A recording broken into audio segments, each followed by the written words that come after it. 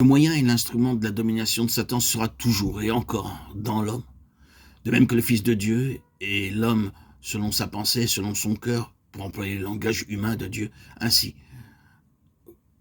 Satan a toujours cherché à adapter, et il a réussi à adapter l'homme à sa pensée et pour son dessein. L'histoire est un effort long et incessant fait pour atteindre le ciel, indépendamment de Dieu. Le chemin de Caïn, le pouvoir, le gouvernement, la domination, la gloire du monde, la réputation, la renommée, la reconnaissance, être sous les feux de la rampe, être exposé. C'est l'histoire de l'homme qui cherche à se mettre toujours en avant et à occuper la place d'honneur. C'est bien là l'orgueil de Satan qui agit par cette pauvre race humaine indigne et ruinée, telle qu'elle est au point de vue de Dieu. Oh, quelle accusation contre tant de choses qui sont introduites dans l'œuvre chrétienne pour en faire un succès, par ceux-là même qui veulent être consacrés. Pensons à la valeur qui est attachée aux grades, aux titres et aux distinctions dans l'œuvre de propagande des organisations chrétiennes. Pour porter une responsabilité, pour exercer une influence, pour attirer l'intérêt, pour faire impression, nous voyons une recherche inquiète d'hommes pourvus de diplômes, de titres et ayant une position dans la société. Lorsque nous trouvons ces lettres et ces qualifications sur les communiqués, les annonces et les programmes de l'effort chrétien, nous pouvons nous demander, mais quel lien y a-t-il entre tout cela et l'œuvre de Dieu? Quelle est la place de ces choses dans l'activité du Saint-Esprit? Les grades, les titres et les honneurs peuvent être parfaits dans leur propre domaine, s'ils ont été réellement gagnés, et s'ils sont le résultat d'une véritable qualification devant le jury d'hommes honorables. Mais leur donner un crédit au profit des choses de Dieu, cela est une inspiration de l'Antichrist. Ce sont là des paroles dures. Mais nous aimerions dire toute notre pensée, il serait bon si tous les hommes de Dieu supprimaient et cachaient leurs titres lorsqu'ils touchent aux choses de Dieu et sont la présence d'un Dieu si saint. Il n'y a que les valeurs spirituelles qui puissent être reconnues ici.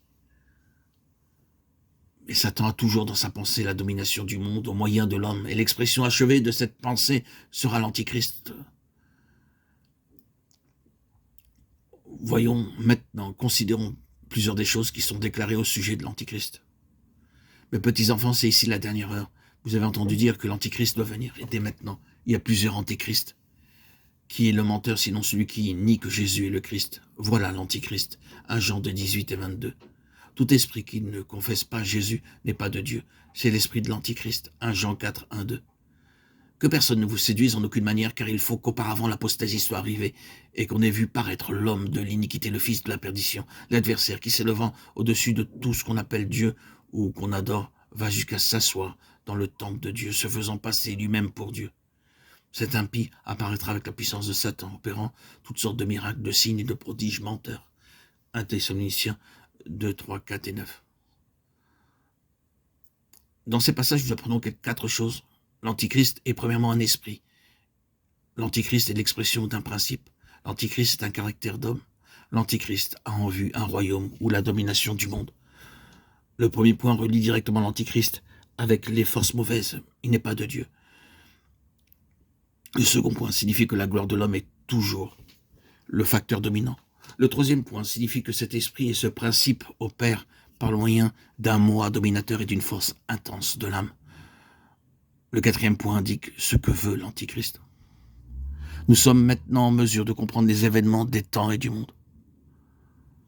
Le monde est soumis de plus en plus à la domination d'une poignée de dictateurs. Il est probable qu'ils ne se supporteront l'un l'autre jusqu'à ce que les autres formes de gouvernement soient affaiblies. Mais il arrivera un point où ils se seront éliminés l'un l'autre jusqu'à ce qu'il n'en reste qu'un seul qui sera suprême, c'est-à-dire un seul représentant du système humain.